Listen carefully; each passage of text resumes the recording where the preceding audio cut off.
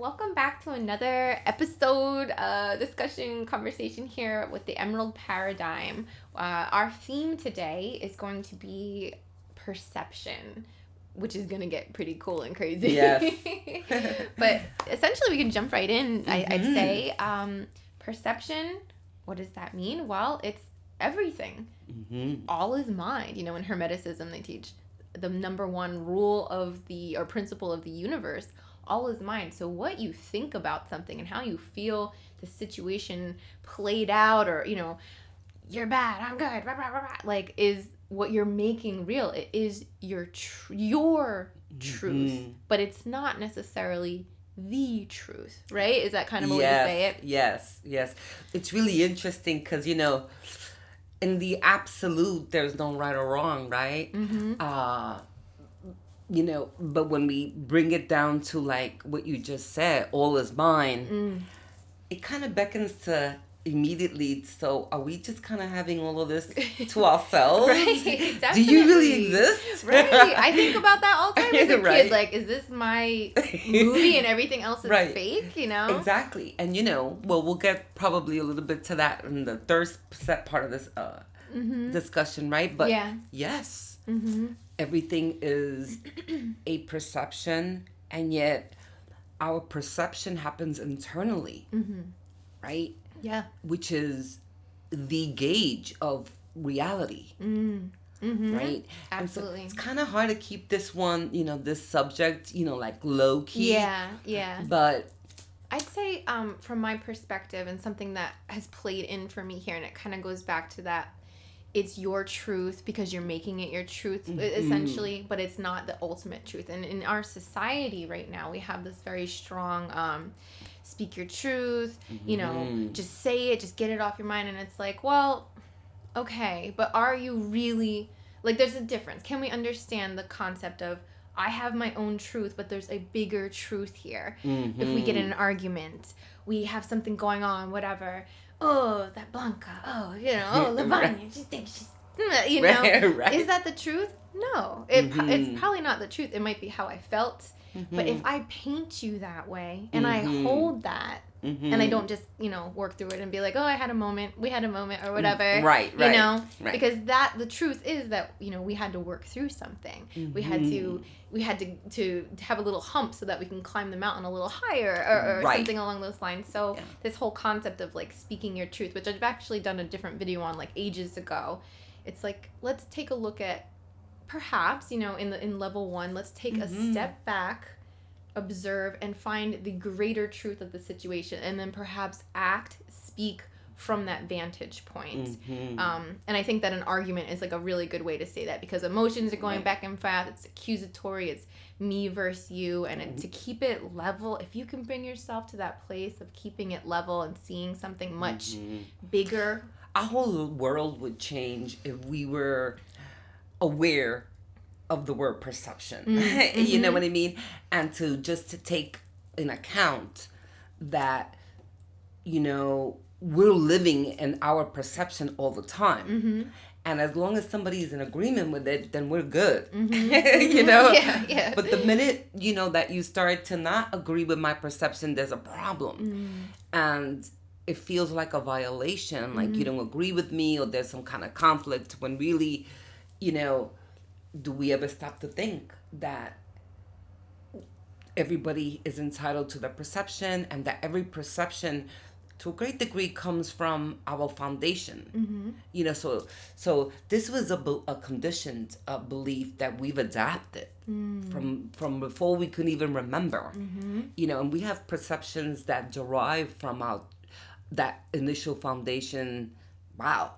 That, you know, that don't belong really to us to talk about the first show identity, right? Right. That become our perception of things. You know, like on some day it's supposed to rain. Right. Or you don't wear this on this day, or whatever. Or you're supposed to only eat certain foods on Tuesday. Right. No, totally. Right. Totally. And so we can start with the simpler ones and say, like, wow, to some degree, and again, there's never right or wrong, a perception could be something pleasant because it can actually give us a comfort. You know, speaking of, we were just making, you know, like just of but Sunday dinner. And we're supposed to have dinner, and the family's supposed to have dinner. That's soothing, right? And it could be almost comforting. Sure.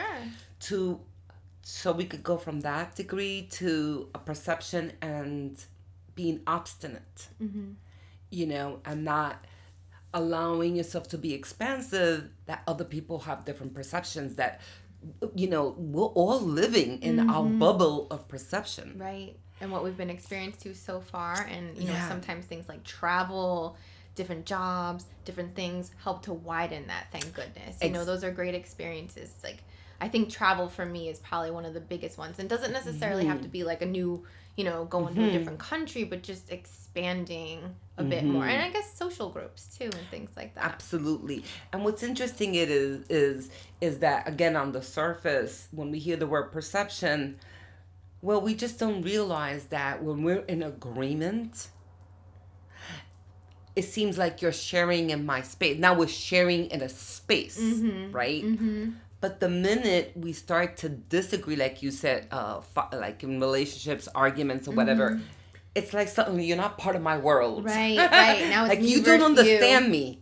Exactly. There's a sense immediately of separation. And that's okay. It is okay. Right? It's okay because we are individuals. I see this come up so much for like communication. And I think this is one of the biggest areas for me about perception, is that as much as we vibe together, and you know, we have a good vibe, or even me and my partner, you will never know what I maybe truly mean by something. You will never exactly know what I mean, because I have to translate my perception into language, which hopefully I have enough in my catalog to choose from. Right. And then you'll hear the language and you have to decipher it and get it.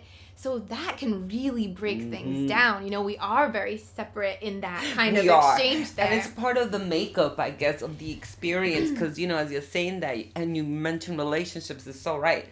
Like, I consider myself a powerhouse as far as giving, love, right?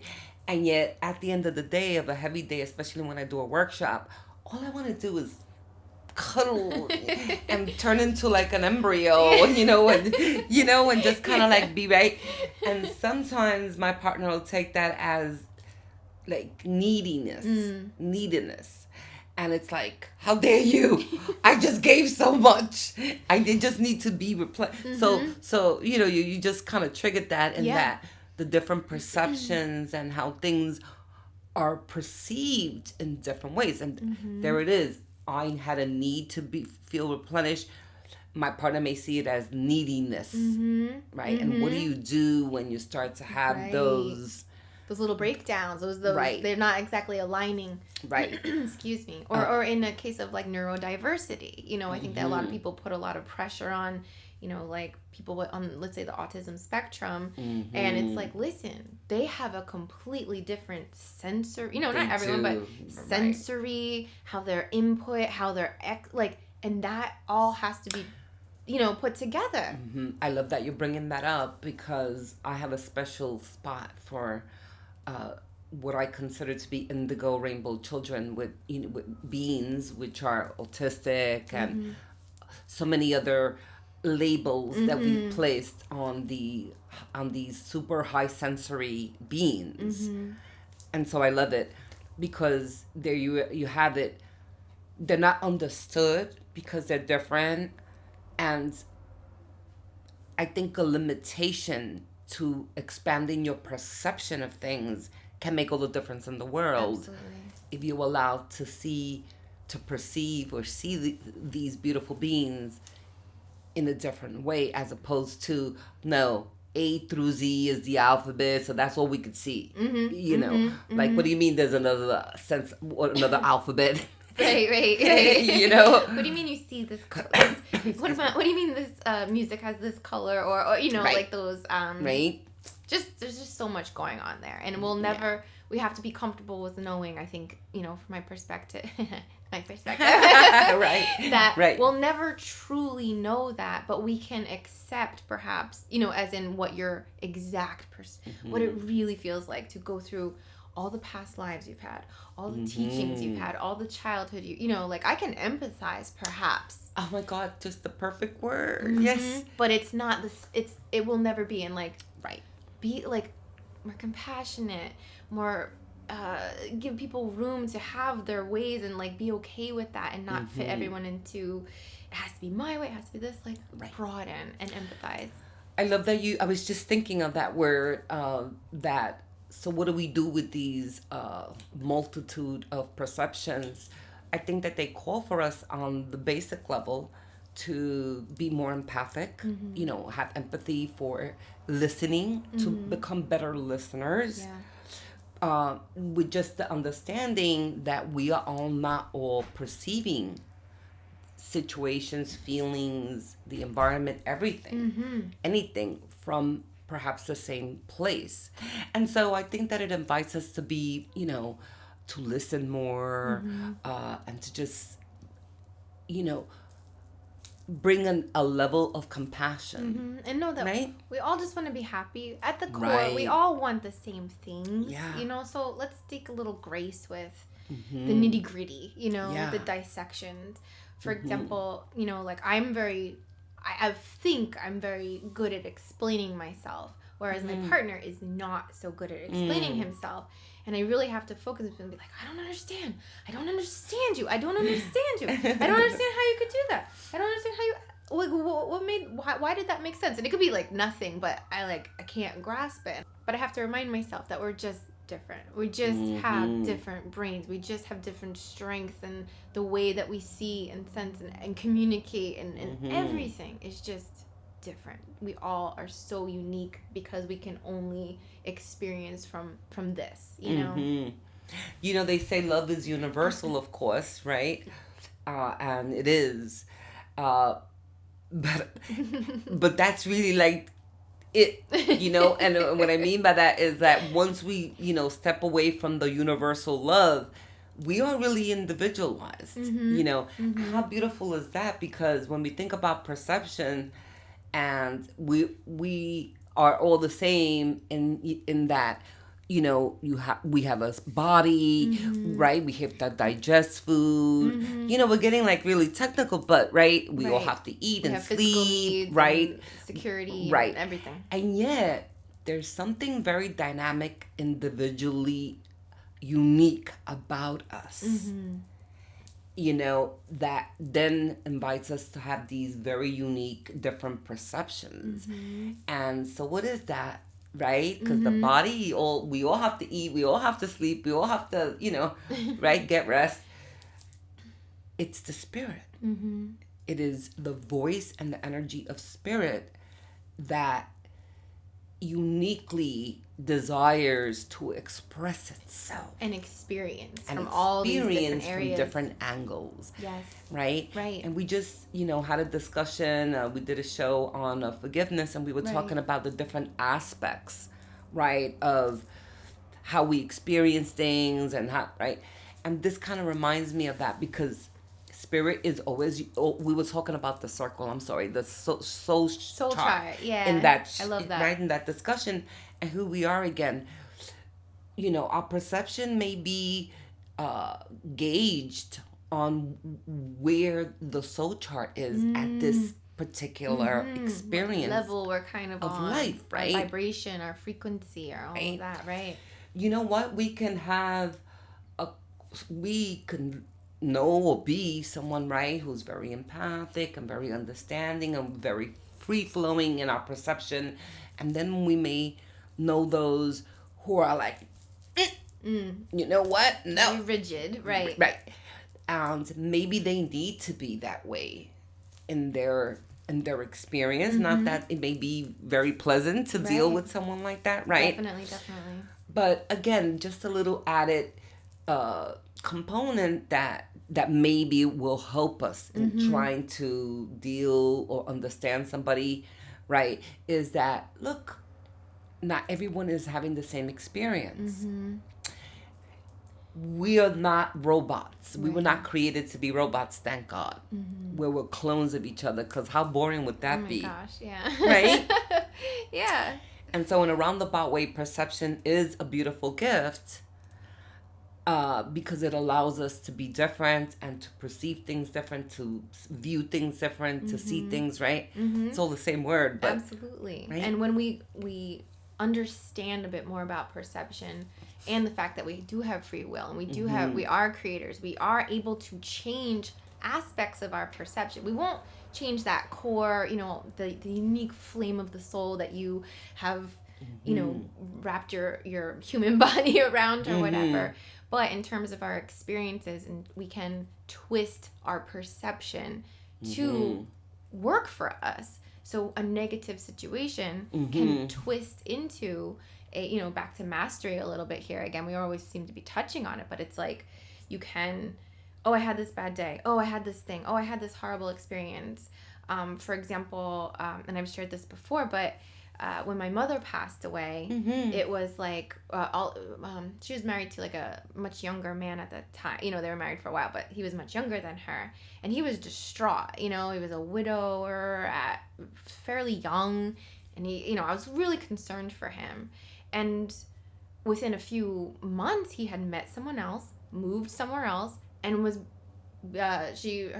pregnant. They were gonna have a baby. So this perception, if you can kind of twist this reflection of like, oh, my, reflecting on like, let's say a loved one passing, but if you can see more of the good, if you can focus and find the good, focus on that and make that what you take from the situation and carry on, it's like, well, no, we didn't want someone to pass so that I could have this experience, but that's what needed to happen. And if we kind of wrap that in, it's more complete. We see a bigger picture there.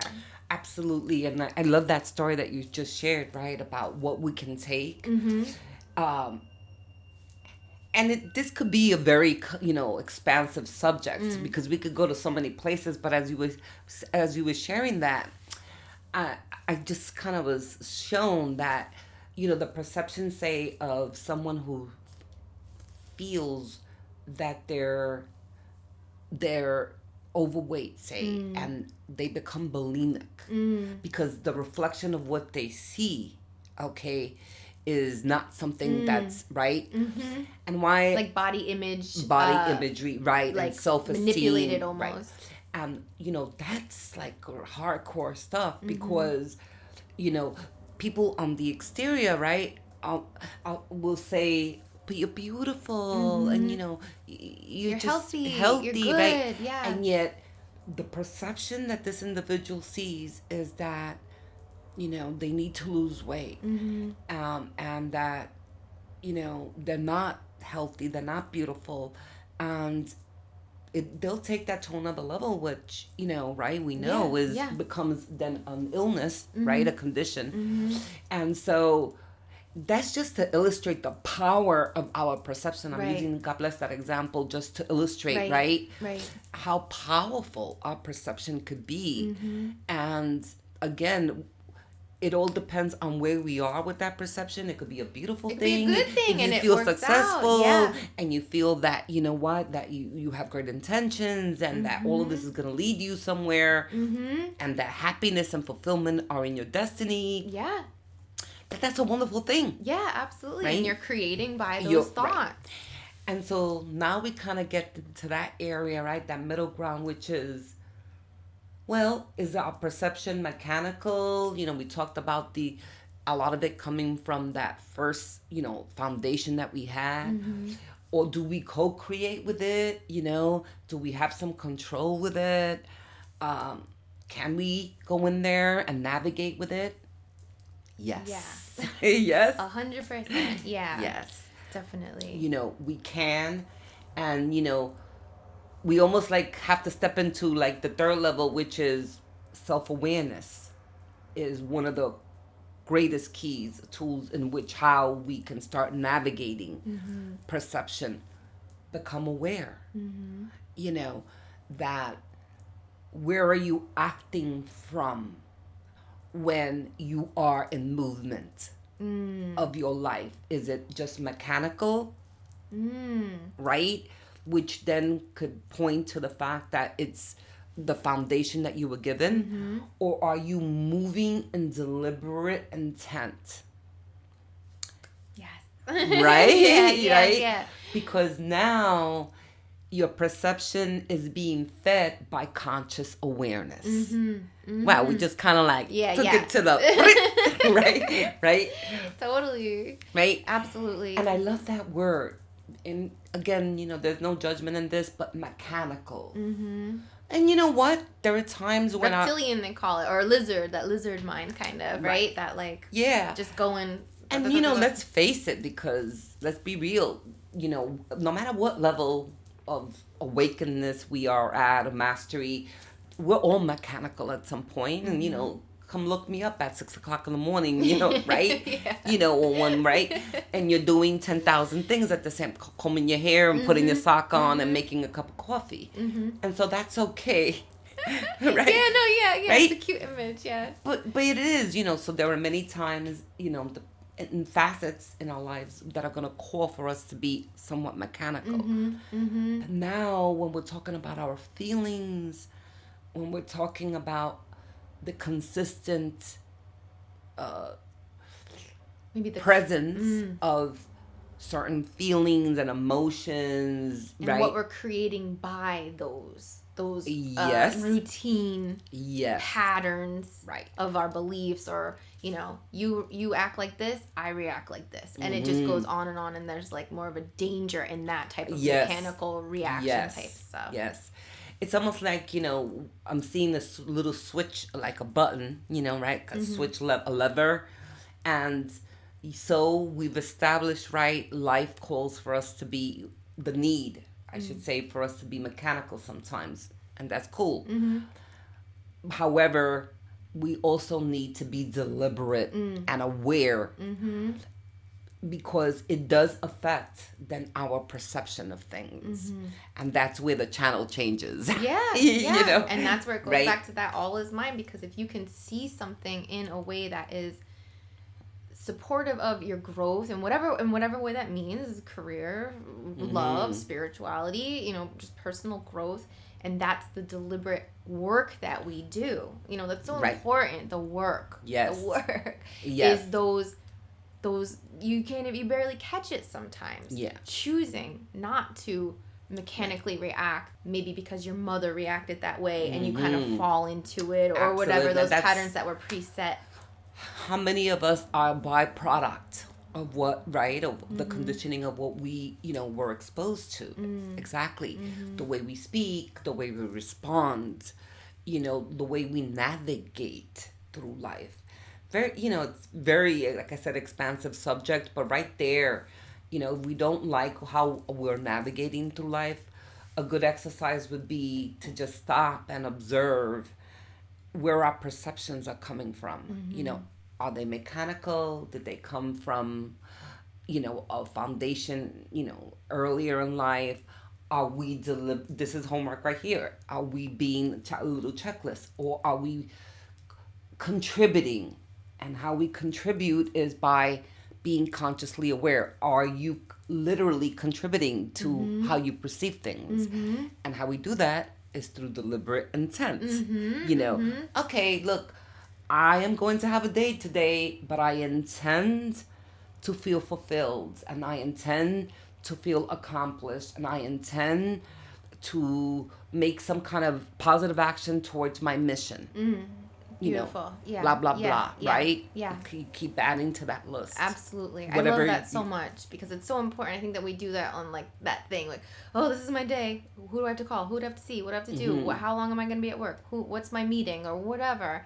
And then it's like, but beyond that, that's mechanical. That can come from mechanical, and that's okay. But let's look at the bigger thing of like, how do I want to feel today? How do I want to add some type of good to the environment, even if it's like low key, like I'm gonna give 3 compliments today to strangers, or I'm going to whatever, like do something that adds to the positive energy and falls into into the perception, but like it's conscious, it's very conscious. I love what you're saying, compliments, just stopping.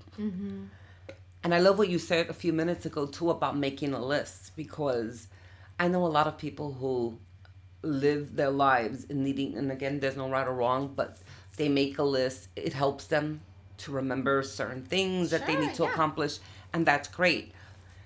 But we need the balance, and the key word here is perception, mechanical, and being consciously aware. And the different dynamics of how we can experience or perceive life. Yes? Mm-hmm. And so then perception can be something that we can work with, that doesn't just have to mold itself, but that we can, almost like the dough, right? Yeah. We can get in there and mold it and a little bit. And it has to be this combination of things, essentially. Yes. Because, like, when we're talking about, like, the mechanical stuff, you could almost tie that to logic or action or just, like, doing, kind of, like, autopilot, maybe. Right. And then the other side is more of the feminine side, the right brain, almost. The feeling, the awareness of receptivity, whether that's how is this making me feel?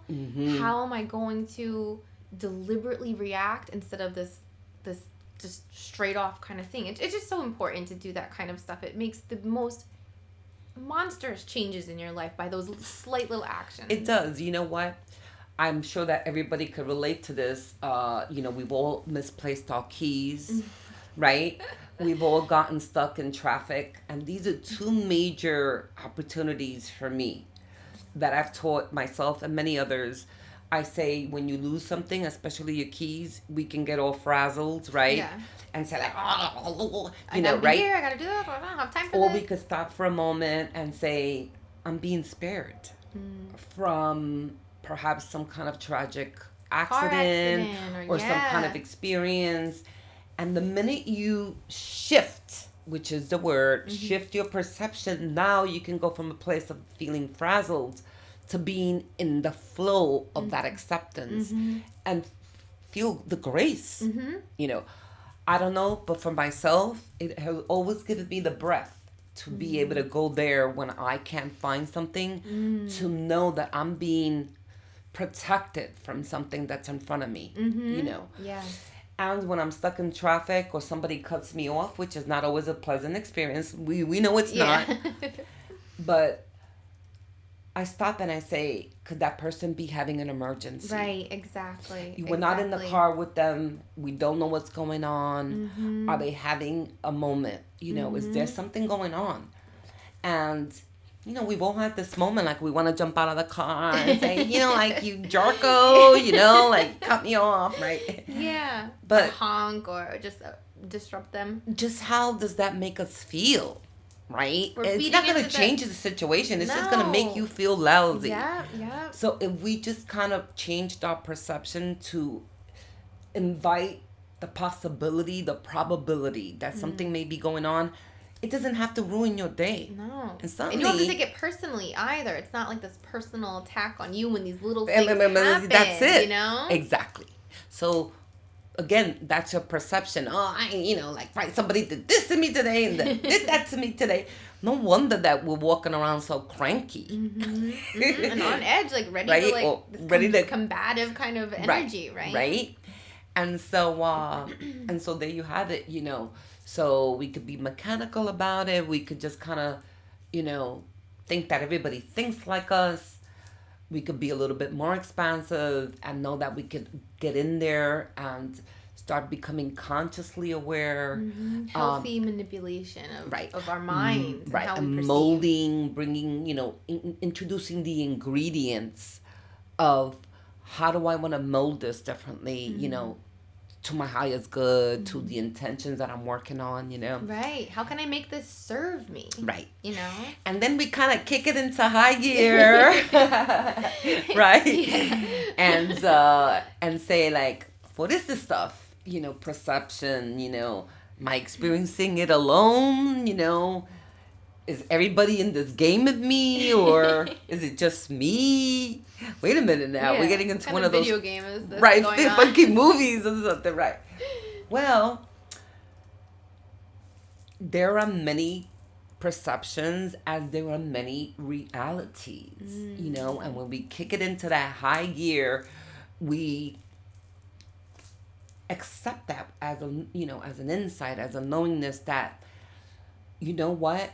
Are we only living this 3-dimensional kind of life?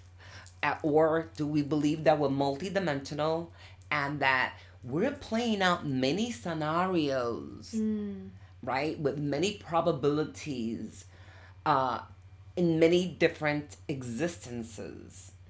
And that is called perfecting our mastery. Yes? Mm-hmm. Don't you love that? I love that. Yeah, I haven't heard that before. Perfecting, we thank the council for that. Perfecting our mastery, and it's beautiful because we are masters and yet we're perfecting it at different levels of consciousness. Isn't that beautiful too? It's wonderful. So it doesn't mean that we have to work at, striving at becoming, we are that master. We are that absolute. And yet at the different levels of consciousness in different realities, we are second graders and we're in junior high school and we're college undergraduates and we're going for the PhD. And all working perhaps on the original perception, but different probabilities, if you can follow that, yes? Different paths, different ways that we navigated to get to certain areas is what you're saying. And like through those different dimensions, basically. Right. And so how can that serve us in even knowing that? A lot, because on those high levels, if we have mastered or learned how to navigate out of the body in deep meditation or through astral traveling, right, and knowing that we could go higher and higher, then believe it or not, in shamanic practices, one of the greatest things that is taught is that everything that we could conceivably desire is already in existence. Because if you have a desire that is manifested, that means that there is already the existence of that fulfillment. In other words, you're not, there's not going to be ever a one-sided when you desire something and it doesn't exist. Doesn't have, yeah. And so from the point of having a desire, a shaman steps into a field of seeing that already completed. And why? Because somewhere in the existence of the absolute, which includes everything, it already exists.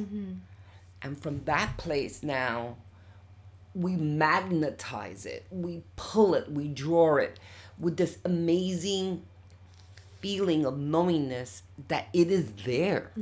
So there is no lack. Right, no. You see? And absolutely. from that place, you realize, like, we can start to see, wow, the power of creation versus the inability to feel powerful in it, like lack. Right, the illusion of lack. Illusion. I got that from you, and I love that. Right, the illusion of lack, right? And so, and of course, as we hear this, we may say like, oh, I stepped into that, and yeah, okay, that sounds really great, but why are there so many lacks in my life? And I, why do I have, so many needs and this and that? It doesn't work. Well, we always know that we need to do some work in order to get to a space. Expanding ourselves and not being mechanical is the first step. Expanding ourselves to knowing that there's greater possibilities, right?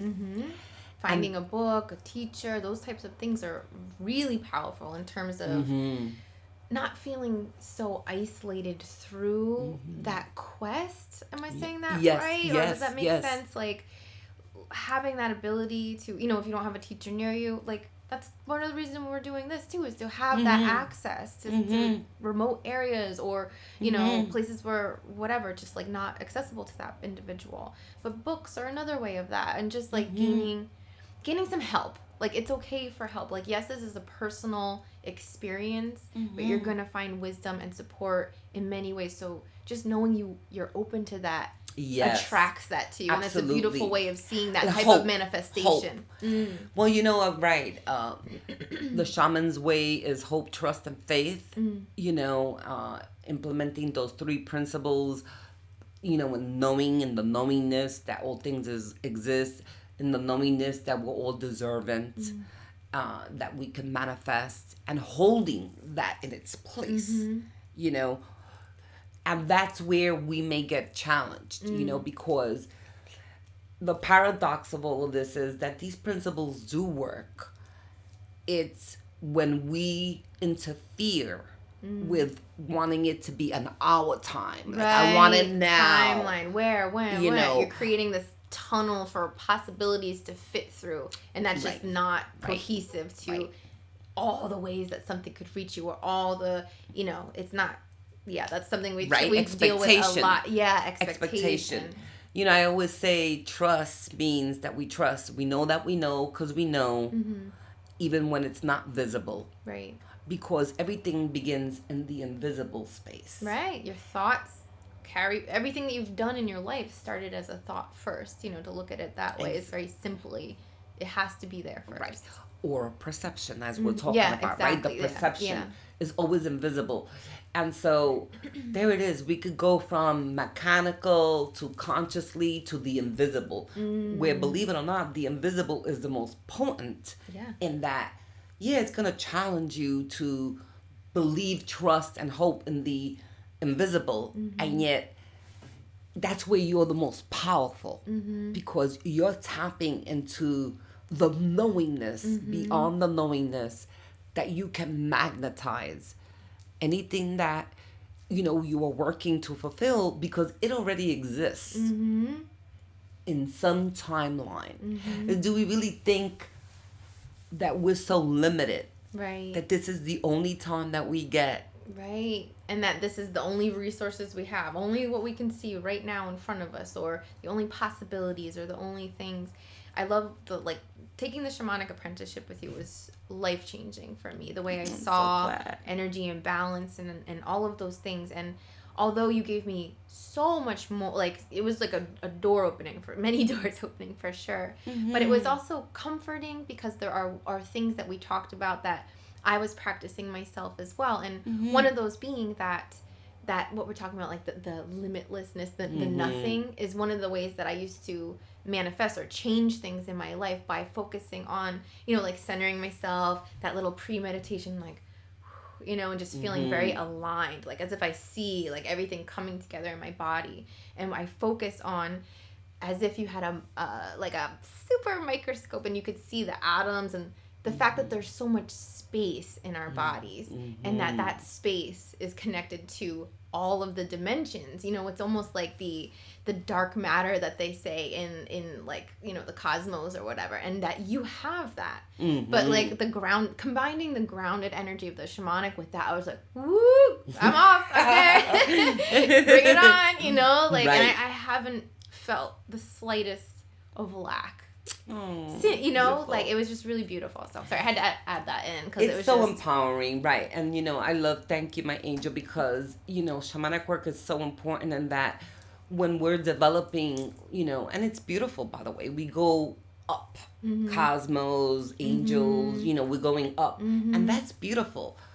But we're living in the Mother Earth, and how the shamanic traditions help us is we need to learn how to navigate in the ground. And a lot of times, I love that you brought that up, because a lot of times what happens even for the spiritual initiate is that they do all this meditation, they're doing all of this, right? You hear raise your vibration, you know, so you just calibrations and this, but then when they come back into the body, there's almost like this letdown of like, oh, I'm back. It's like you're driving a beater car when you were just like flying your own jet somewhere. Right. And now you're there's like, almost like a feeding of feeling deflated. Right.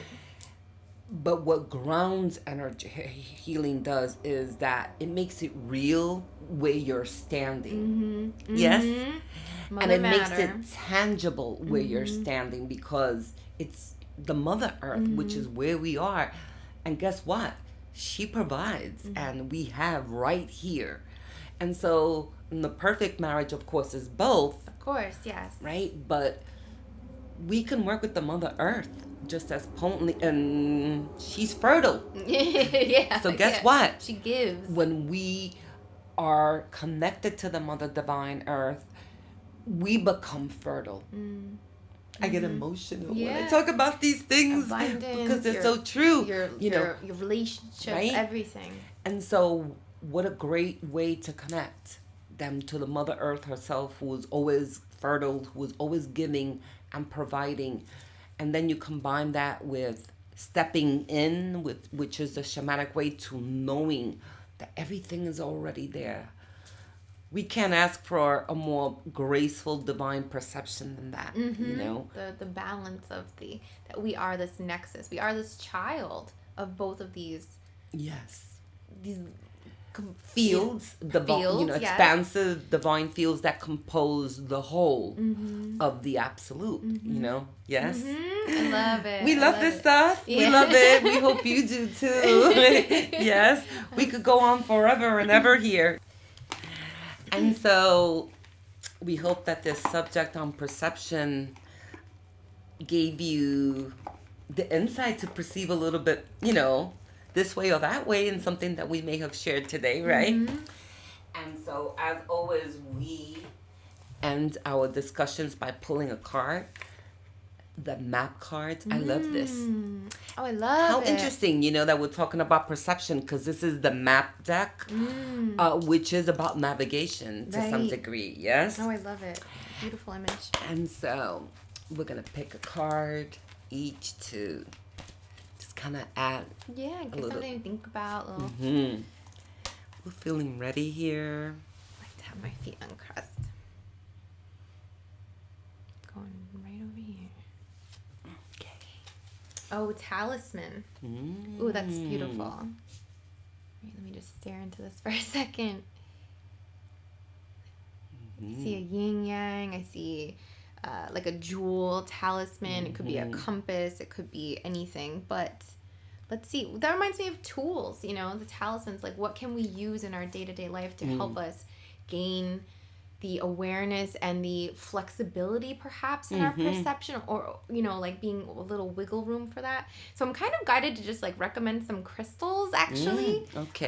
So I see for me, ocean jasper or orbital jasper is an excellent talisman for going with the flow, but also not getting caught up in the flow, and that's not like, I don't mean like getting washed away, but being flexibility of sorts for divine timing or the way that things will play out, and know and trust that it is on your very best interest and for the divine that you truly want, like that perfect image or that perfect goal or whatever it is, to allow those to happen in a more relaxed way.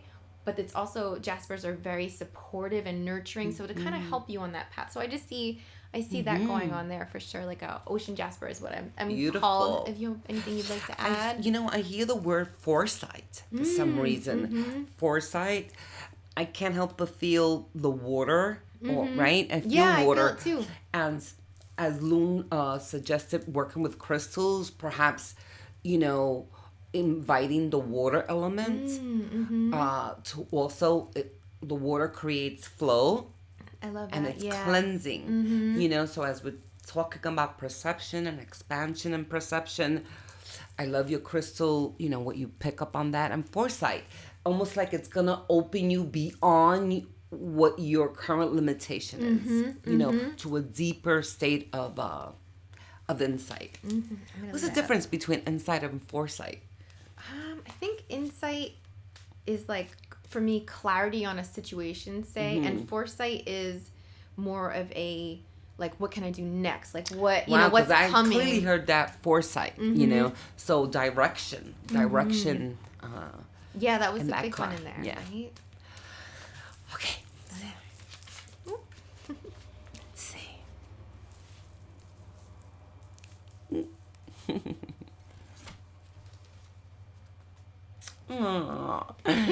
Stuck in the mud. Yeah.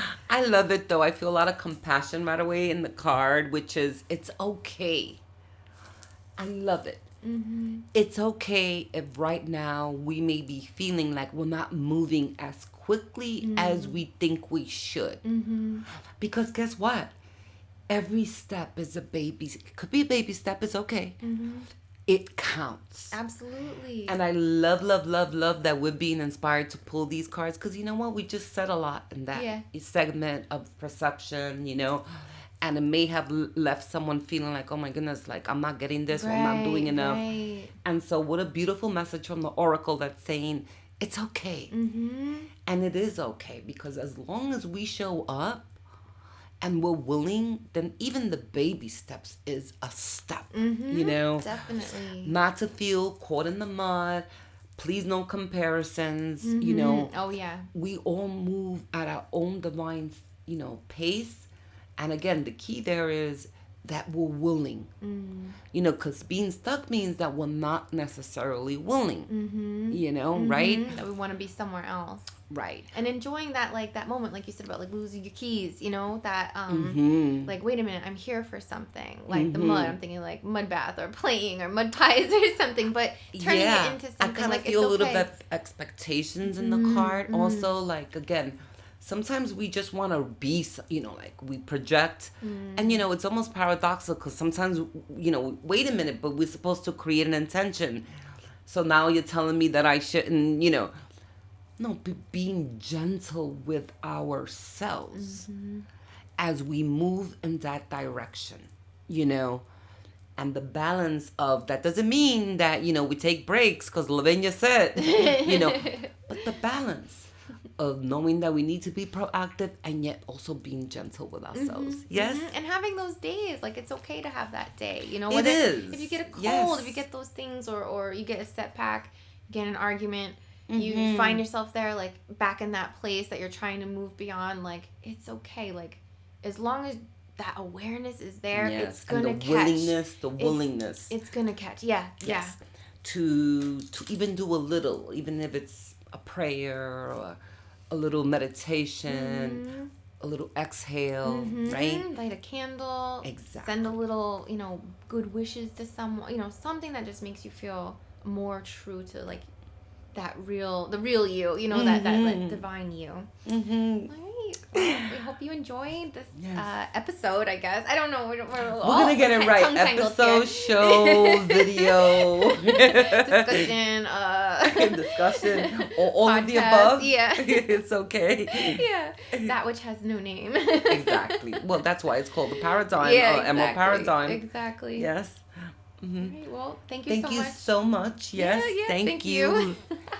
We're on the same page right now, huh? Much love and light to you. And of course, we always invite you to share your thoughts, share your comments. If there is a particular subject that you would like us, right? I love to have a discussion. Please, we'd love to hear. And as always, we leave you always with our love, without light, and without peace. We love you. Love you. Love you too. All right. Bye-bye. Thank you.